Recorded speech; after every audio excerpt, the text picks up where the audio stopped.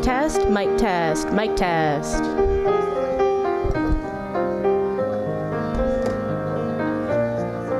This is a mic test doing a mic test. Yeah, mic test. More? Good? I feel like add it, but...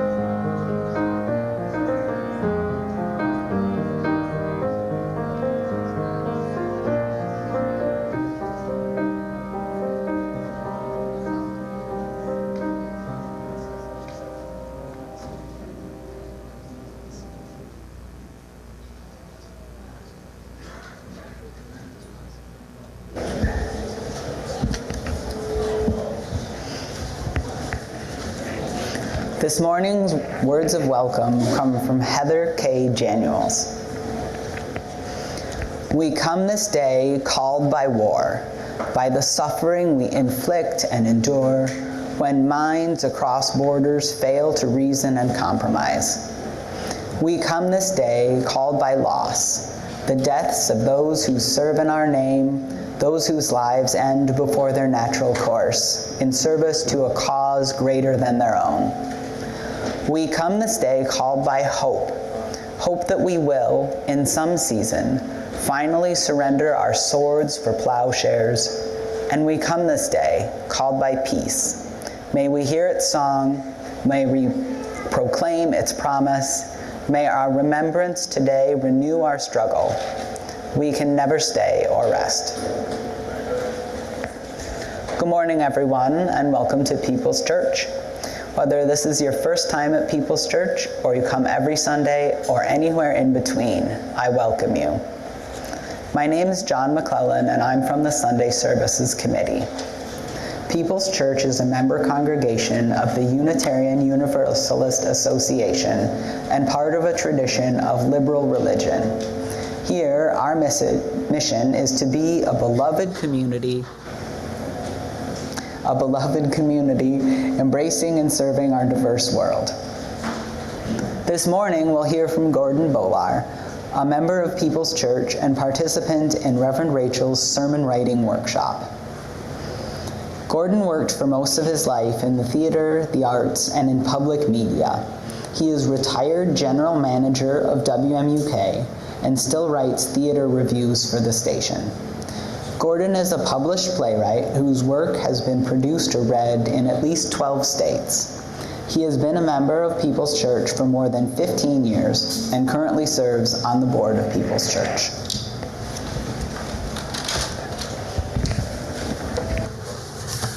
First, a few announcements. The Sunday Services Committee is still looking for a few summer speakers. If you would be willing to give a presentation on one Sunday this summer or want to know more about it, think it's a good idea, get in touch with John McClellan. His number and email address are in the church directory, and he's sitting right here today.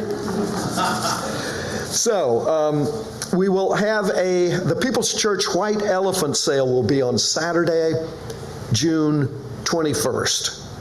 Rain or shine. Drop-off items will begin on Thursday, June 5th.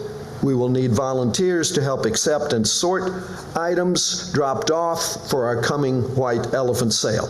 And a member of the White Elephant team will be on site during each shift to help you with questions. Please visit our website or the White Elephant table in the foyer after the church for more information to sign up. And last but not least, very important, as you know, we had a power outage which canceled the Sunday service and the annual meeting last week. Fear not, there will be a service on June 1st, followed by a potluck, and then the congregational meeting or the annual meeting will take place right after that, about 12:45. Agenda items include nominees for the board and the nominating committee, the budget for the upcoming year, and any business that members of the congregation choose to present. Childcare will be provided. Please note, final votes on all items will happen following the congregational meeting by mail and online. You don't need to attend the meeting to vote, but you need to attend if you want to speak about these agenda items or offer amendments or bring forward new business. Thank you.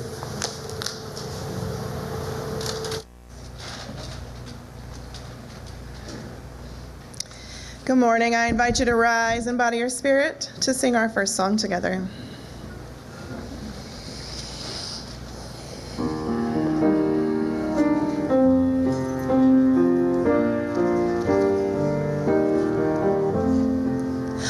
Where have all the flowers gone?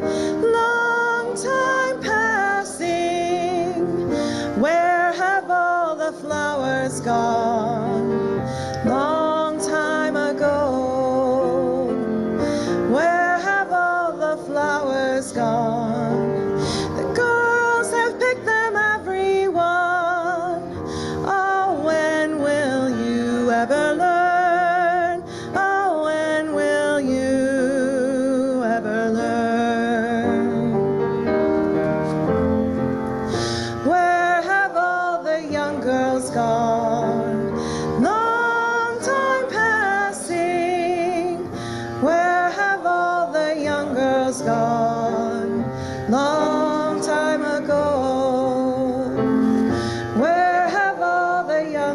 is gone.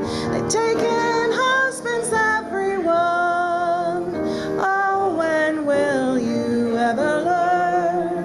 Oh, when will you ever learn?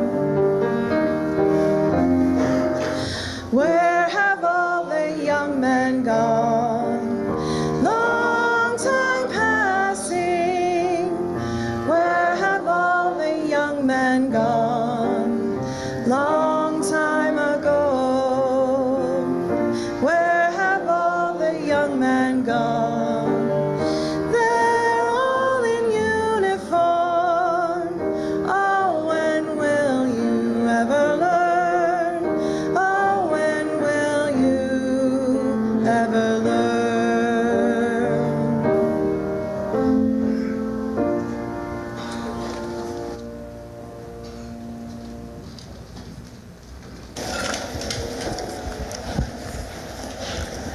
I'd like to call Mara up to light our chalice.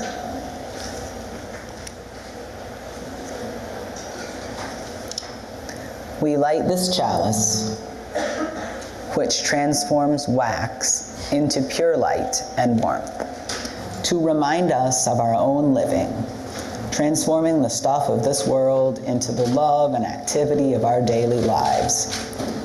As we remember, may today bring forth transformation in ourselves, from grief, healing, from memory, wholeness, and from celebration, love.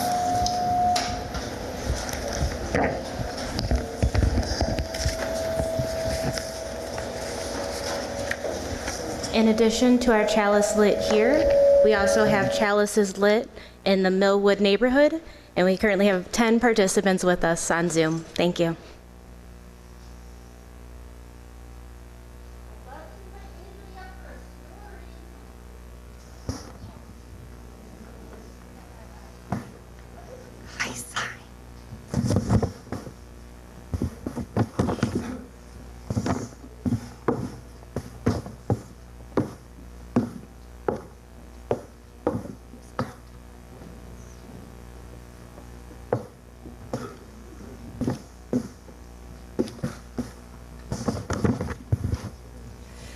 Today I want to tell you a story about a little bird who lived in the forest.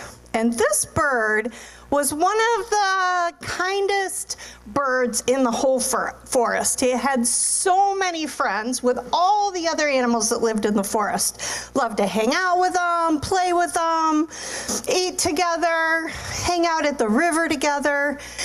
One day, while this little bird was resting in his nest, a careless camper left their campfire burning, and a spark exploded from that campfire, and it lit some dry tinder nearby, and a forest fire began. And this little bird was sleeping in his nest when all of a sudden he says, "My toes are getting hot." And he noticed that the whole forest was on fire. "Oh no," he said, "all of my friends, what are we gonna do?" And he flew around the forest and he tried to tell everyone, "Go to the river, go to the river." But he could see his friends were all confused, couldn't find their way. It was all smoky, it was hot, it was scary. "Oh, what am I gonna do?" said the little bird.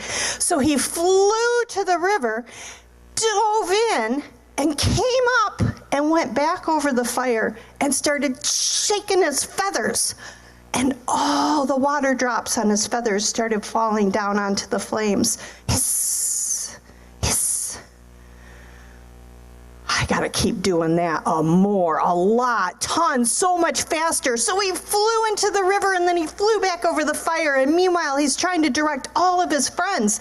"Go to the river, go that way, you can get around the flames." And he's shaking his feathers and he's putting little hisses of water on this fire that is spreading. Well, at the same time, it just so happened that the gods were looking down on this little bird and they were like, "What on earth is that little bird doing, thinking he's gonna put out a forest fire with little drops of water from his tiny little feathers?" Oh, this is crazy. Hey, little bird, save yourself, dude. Give it up. You're never going to make a difference. And the little bird said, I can't. Don't you see? All my friends are down there and they're trapped.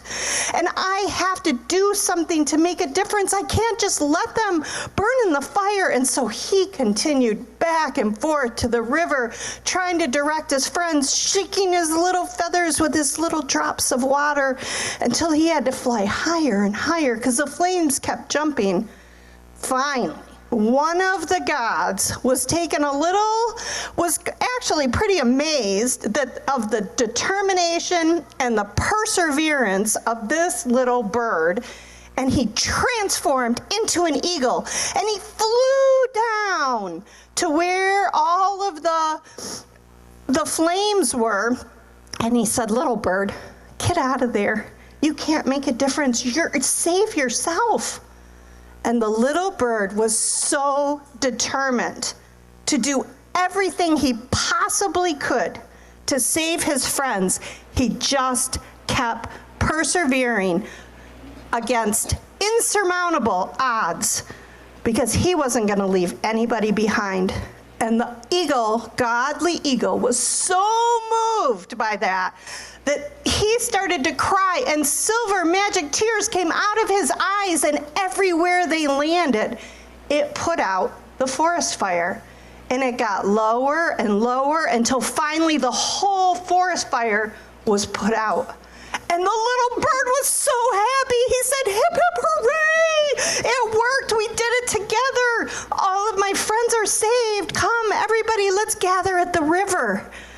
And the eagle flew back up into the sky with the other gods, and he said, I could not let that amount of perseverance and determination and courage and love and sacrifice go unnoticed. I had to help. And with that, the little bird and all of his friends in the forest survived this terrifying day and period. And because they stayed together, they survived.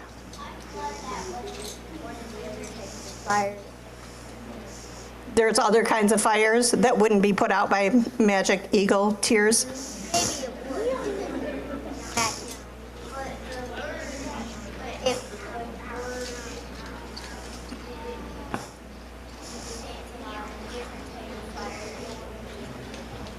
Right? Oh, with magnesium fire. Yep. Right? Exactly. Well, this weekend is Memorial Day weekend, and this is a weekend where we honor people who have died, and especially those who have died in serving our country in the armed forces. And so there's a motto of no person left behind, and that was a motto that this little bird had in spades. And so as we remember those who have died for our freedoms that are rapidly disappearing, I want you to remember that even the smallest action can make a big difference, and keep persevering to fight for what is true and what is right and what is good. And we are going to go to our classes.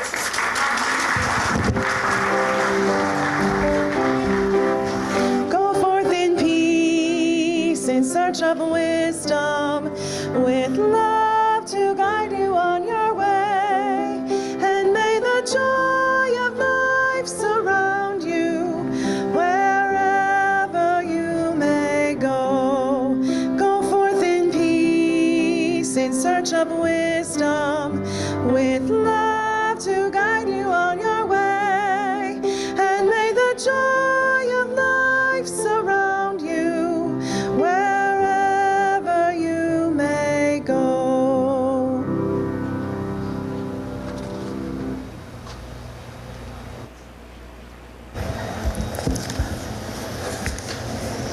The purpose of the church is to encourage all who gather there to grow more generous in spirit and in action. This is the great end of all the world's faith traditions, to bring the human being closer to the divine by acts of creation and compassion. We now take an offering that allows us to exercise that all-important generosity of spirit, an offering that will support the self-supporting church and its many ministries. The gifts of the congregation will be most gratefully received.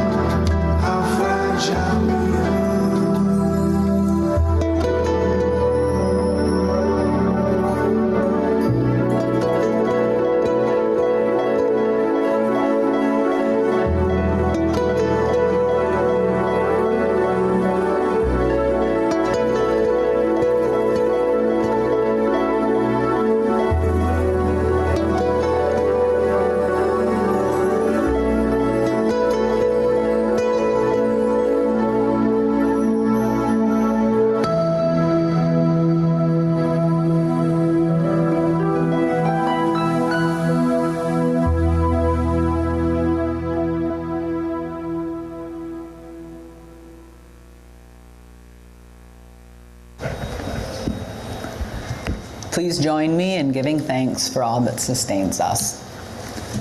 From the countless gifts we each have been given, gifts of life and love and sustenance, we bring these small portions to share in the works of love which none of us can accomplish alone.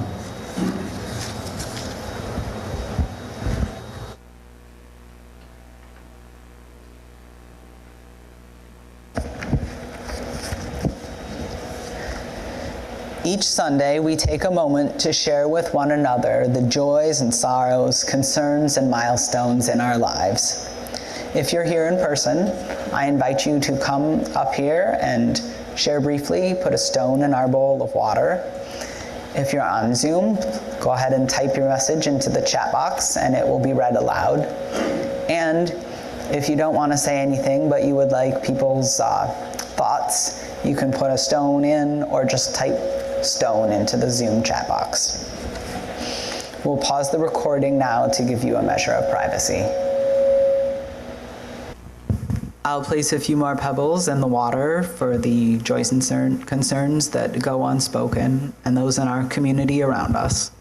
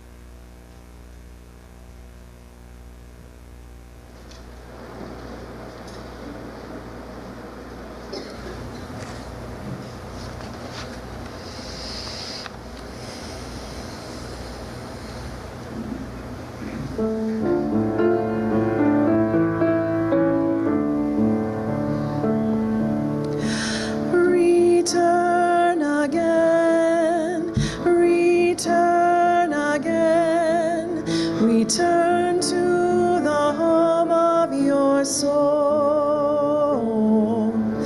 Return again, return again, return to the home of your soul. Return to who you are, return to what you are, return to where you are, born and reborn again. Return again, return again, return to the home of your soul. Return again, return again, return to the home of your soul.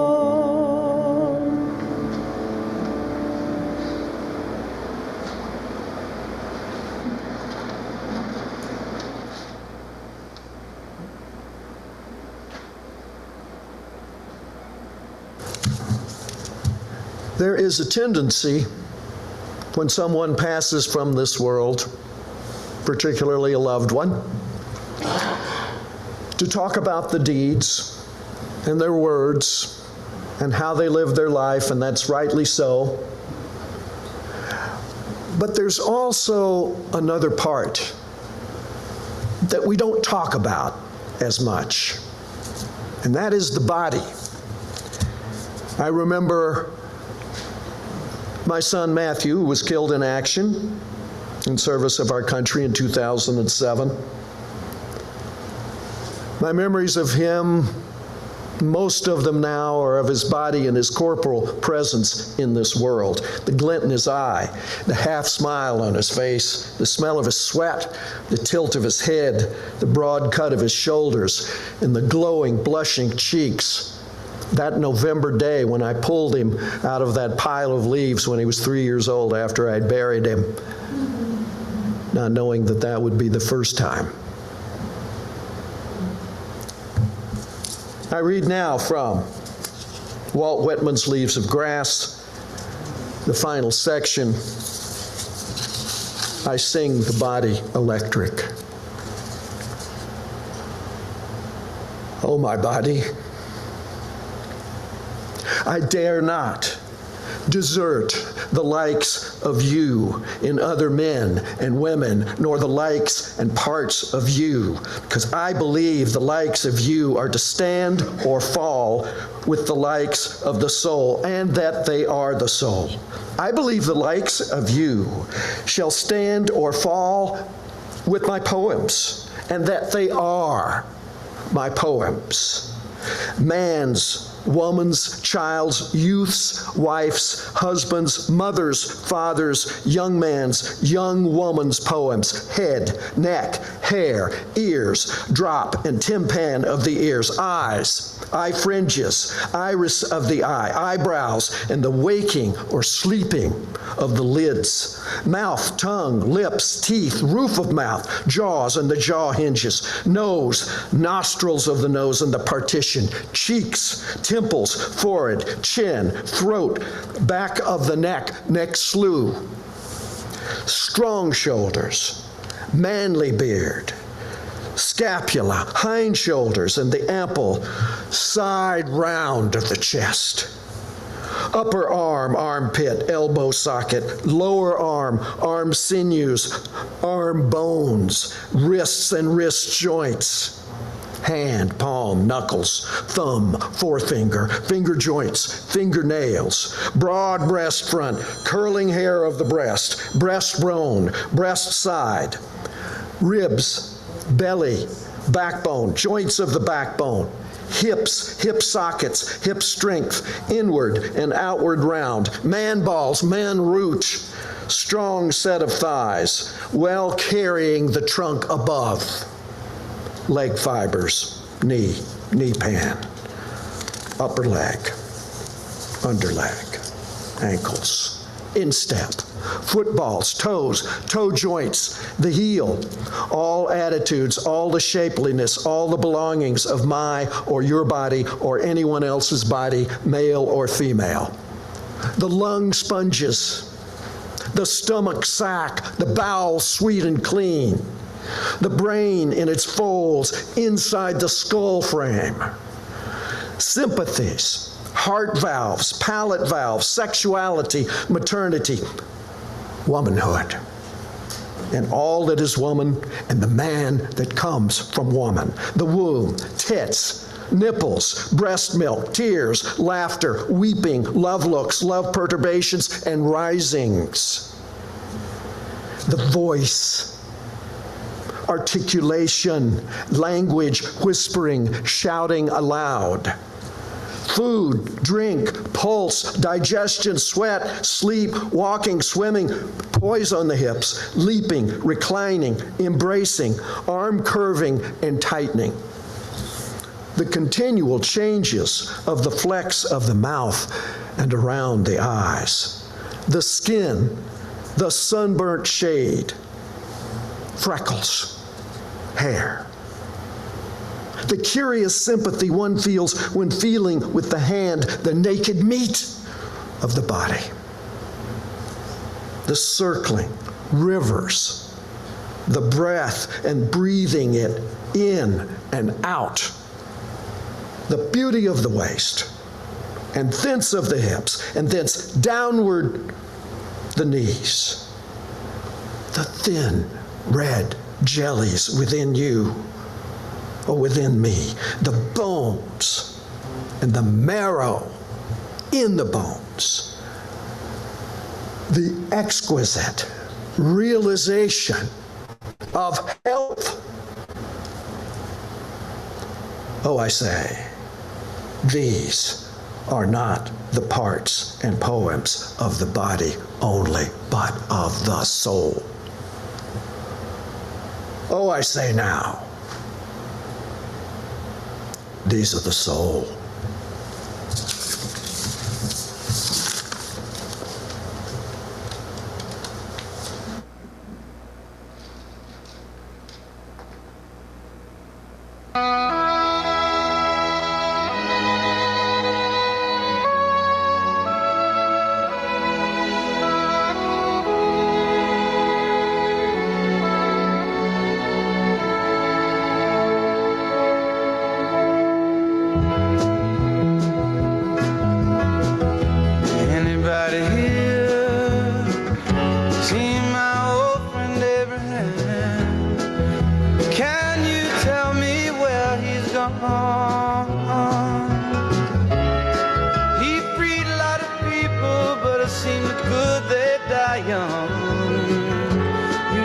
Just looked around and he's gone.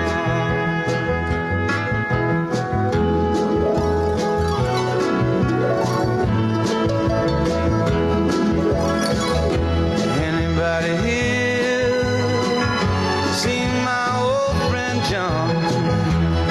Can you tell me where he's gone? He freed a lot of people, but it seemed the good they die young. I just looked around and he's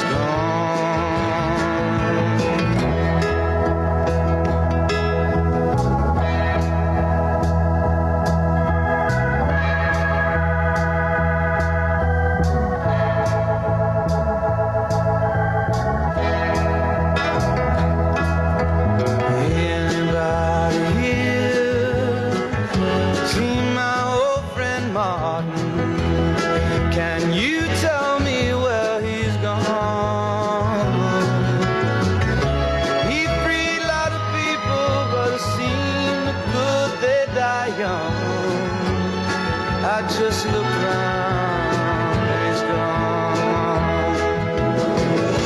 Didn't you love the things that they stood for? Didn't they try to find some good for you and me?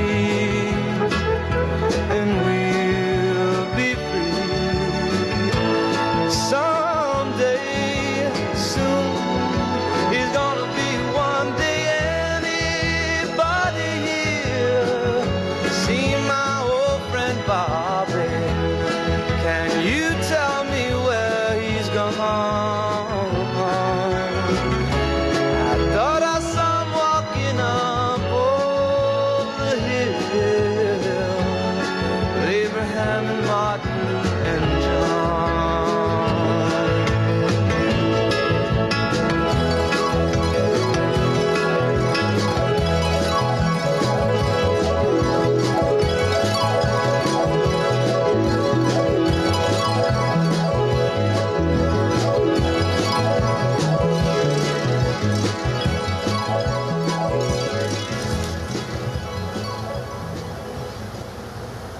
I was 14 years old.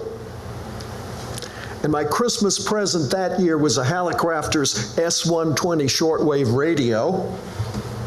And on the evening of February 20th, 1962, I was glued to my radio from reports from around the world of sightings from space.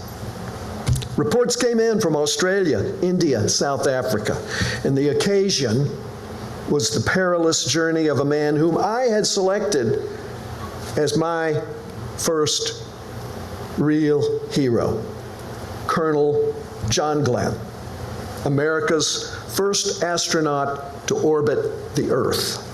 I remember holding my breath with the entire nation during the launch from Cape Canaveral and through Colonel Glenn's 3 orbits around our planet until his splashdown in the North Atlantic. And in between, Colonel Glenn seemed to be defying gravity through forces I didn't quite understand at the time. He was up there, spinning silently in space in his capsule, commanding a view of the Earth that was reserved even now, for only a few brave souls.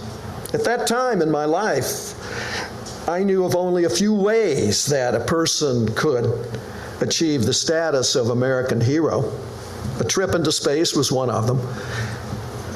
I guess that maybe war was another. After returning from his journey, Colonel Glenn had a ticker tape parade. He was acclaimed a hero by most of the free world. He was elected as senator, had an unsuccessful run for president. I was puzzled that he didn't win. After all, heroes could do anything. During the 1960s, I found other heroes in my life: John F. Kennedy, Martin Luther King. Each was killed by an assassin's bullet. They were heroes to me in life and in death. I wondered if dying was a way you could become a hero, or the only way you could become a hero. I do remember the word hero was used to refer to something that was unattainable, almost otherworldly, a status that couldn't be touched or known, only praised. I knew hero was a powerful word reserved only for a few, not for anyone I knew or had ever known. Later in life, I discovered that John F. Kennedy and Martin Luther King were not perfect. We generally don't talk about that. I recall having some trouble reconciling this information with my initial image of these men. In his book, Hero with 1,000 Faces, Joseph Campbell says that a hero is someone who devotes their life or risks their life for something greater than themselves. Anyone can become a hero, I suppose, intentionally or accidentally, in literature, movies, or real life. Many of our heroes, from Greek tragedy to superheroes in the movies, have flaws they're challenged to overcome. Oedipus had pride. Hamlet, maybe indecision. Superman, kryptonite. But in the current day and popular vernacular of the word, many modern life heroes, particularly those who have died, seem to ascend into this realm where flaws are forgotten, no longer acknowledged. They achieve this place on the selective memory shelf up there somewhere. They become perfect or nearly so, out of reach, at times out of touch with the everyday lives that most of us live.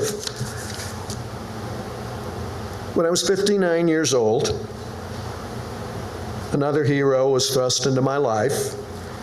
He was my only son, my only child, U.S. Army Corporal Matthew T. Bolar.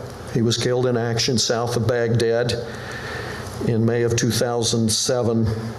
My wife Ellie and I received the news in our home on May 4th, 2007. Matthew risked his life when he volunteered for a mission to retrieve the body of his captain, fallen in the field. No one left behind. We've heard that phrase so far this morning. He was 25 years old. Matthew was when he died, and he was acclaimed by friends, family, the press, commanding officers, fellow soldiers in the military, and otherwise as a hero. As Ellie and I drove from our hotel in a string of black limos from Capitol Hill down Constitution Avenue over the Arlington Memorial Bridge toward Arlington National Cemetery, I had this flashback. Where had I seen this before? Oh yeah, 1963, November. John F. Kennedy's procession and funeral at Arlington National Cemetery. Another American hero. Matthew's memorial service and burial at Arlington National Cemetery were impressive and memorable. I was presented with his Purple Heart and a Bronze Star. There was a 21-gun salute and finally taps up on the hill overlooking Section 60. And during the service, a general presented me with Matthew's three-corner folded flag. The next day, there was a full-color picture of that flag exchange from General to me on the front page of the Washington Post. Today, Matthew's grave sits in Section 60 of Arlington. It's a short walk from the top of that hill with the breathtaking view of our nation's capital. After Matthew was buried, well-meaning people, sincere people, came up to me and to Ellie and said these words: "Your son is, not was, is an American hero." They've said that now for 17 years. I listen politely. I never disagree. I understand the emotions they're speaking from. And I also understand that with the soldier's passing, there's this entire vocabulary used in the military and survivor world that I had just entered. Words like honor, service, sacrifice, duty, country, fallen in the field, and of course that word, hero. Although I took pride in recognition that Matthew received in the ceremony and in its aftermath, there was something about being that man who was receiving that flag on the front page of the Washington Post, that man who was the father of an American hero now, that I admittedly struggled with. A few weeks before he passed from this earth, Matthew called to check on my well-being from his base in Iraq. There had been a shooting on a university campus back in the States. I think now it was Virginia Tech. But I assured him when I picked up the phone, it wasn't Western Michigan University where I was working, and I was fine. I asked where he was. He said he was in an oasis between the Tigris and Euphrates rivers. There were date palms, fruit trees around, and it was a place that was said to have been perhaps the original Garden of Eden. Despite his final day on that dirt road in that Humvee somewhere south of Baghdad, I believe the military life was good for Matthew. It got him away from the bad crowd he was associated with before he volunteered and joined up. It gave him purpose. It gave him camaraderie with 6 soldiers who had his back and he had theirs. But his military life was not his full life. His final day was not his only day.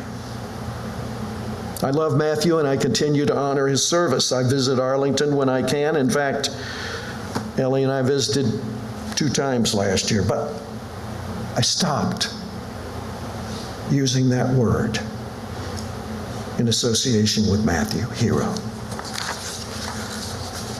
I want to access the full memory of the human being he was.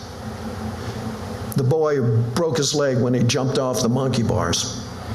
Had his heart broken in high school by a girl. Had substance abuse problems that troubled his family. And the teenager who often came to me for advice and guidance. And of course, the memory of the young man who was concerned for my safety, even though he was the one within proximity of death and destruction. Anything less than the full memory of Matthew's life keeps him apart from me and me apart from him. I knew there was something standing in my way.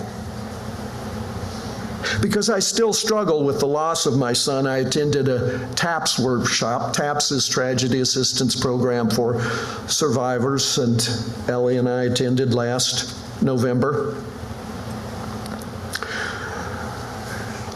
The session I attended was conducted by psychologist Dr. Frank Campbell. He's an expert on traumatic loss and how we process it.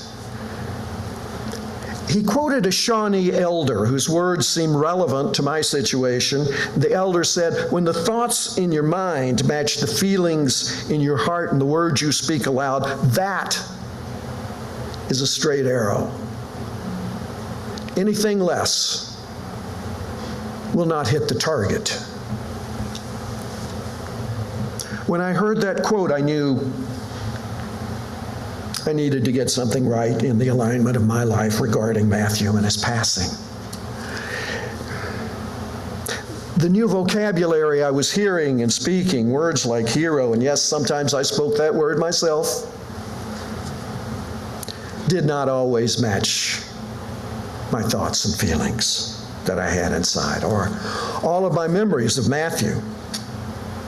So the word hero had not been particularly helpful to me in coming to terms with my loss or with Matthew's life. I needed to articulate and speak what I feel and think inside, and anything less than that is likely to miss the mark in my work of my grief.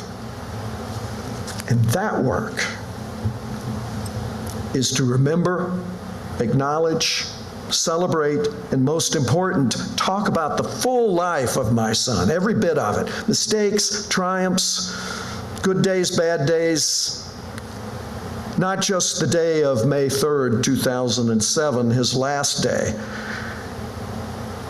the day when he exhibited selfless bravery and courage far beyond anything I could ever muster or know. We have a program at People's Church. I like the name of it. It's called Our Whole Lives, OWL. I like the sound of that term, even though that's a comprehensive sexuality education program. Those words, our whole lives, at least apply to my purposes. I want to remember Matthew's whole life. I've learned that we need to choose our heroes carefully, and carefully choose whom we brand with that word and elevate to hero status. Whom we imagine in that capsule spinning above the earth, looking down on us. Whom we place upon that hill with that breathtaking view, maybe the one that Abraham, Martin, and John walked over.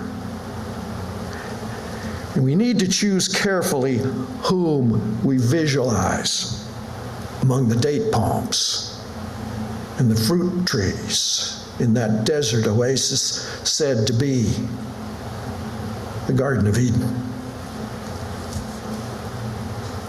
My experience has taught me to choose my heroes carefully and to acknowledge their flaws and shortcomings, admire triumphs, and good days and bad days, and my relationship with those who achieve hero status.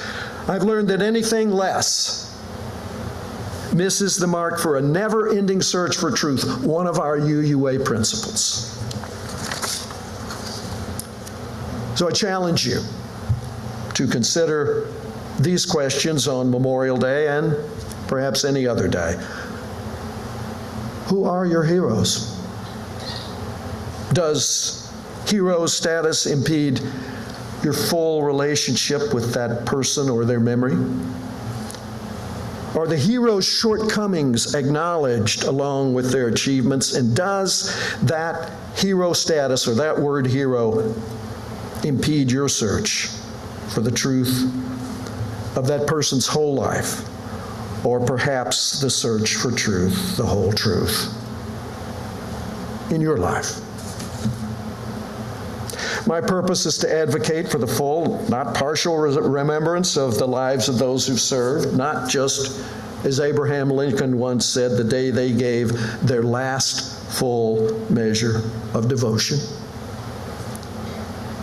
I'm here to urge the enhancement and expansion and extension of that remembrance, if possible. I hope that you will join with me this Memorial Day weekend in honoring and remembering the full lives of those who gave so much to our country so that we could meet here today in free assembly and discussion. And there are people in this room who have lost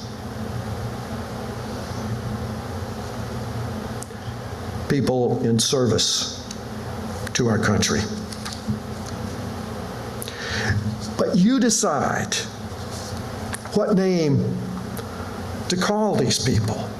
I'm comfortable with calling them not just our soldiers, but our sons, our daughters, our parents, wives, husbands, brothers, sisters, friends, neighbors, men, women, people, and our fellow human beings. I hope that you will join with me in remembering their lives every way you can, every time you can, and everywhere you can. And as the choir of people's singers comes up, I have a little story to set this selection of this song that they're going to do up. Matthew was 13. He and I made a trip down the coast of Oregon. We came to this rocky promontory with this lighthouse that was shrouded in fog. The fog was so thick, I left the car running and the door open. So the radio was playing, and when we got to the overlook, the fog parted. We could see clearly the surf pounding below. The lighthouse, and on the radio was playing the song Everywhere.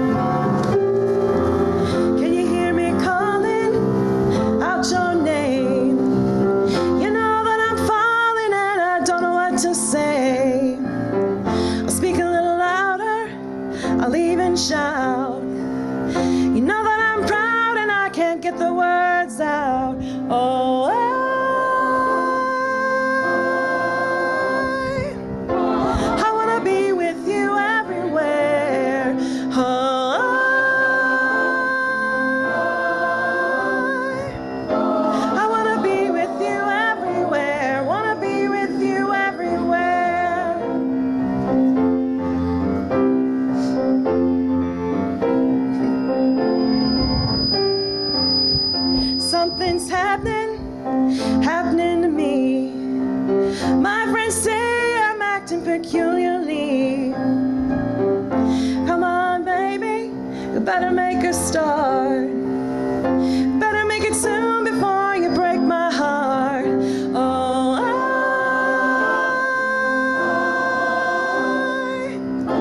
I wanna be with you everywhere. Oh,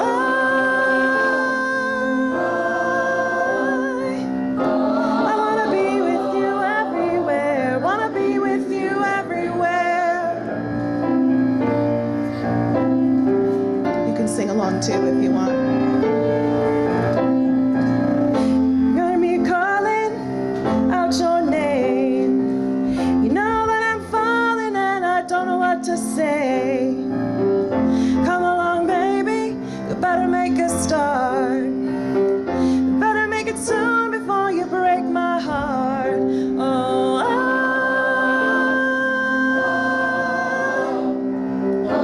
I wanna be with you everywhere.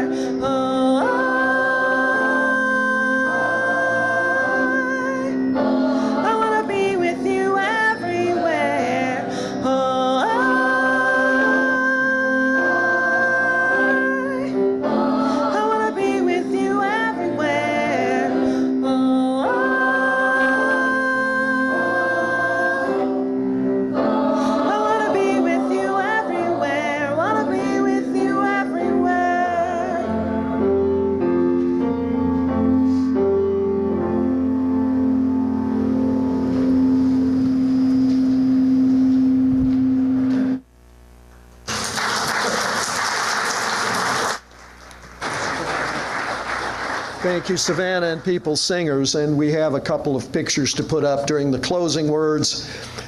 A little longer, but I've got to set this up. Another remembrance of Matthew. Go ahead. Yeah. We were fishing on the Platte River near a place called Honor, Michigan. He was about 16 years old. It was before he went into service.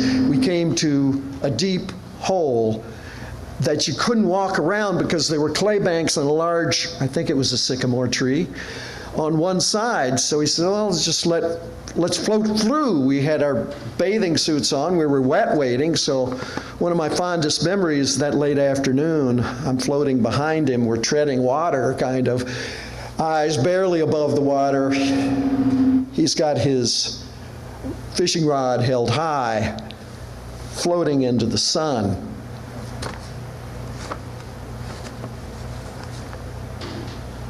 I'd like to offer a few brief a cappella verses, very few, of a song that puts me in mind of that. It's a song by old banjo and fiddle tune by Ralph Stanley.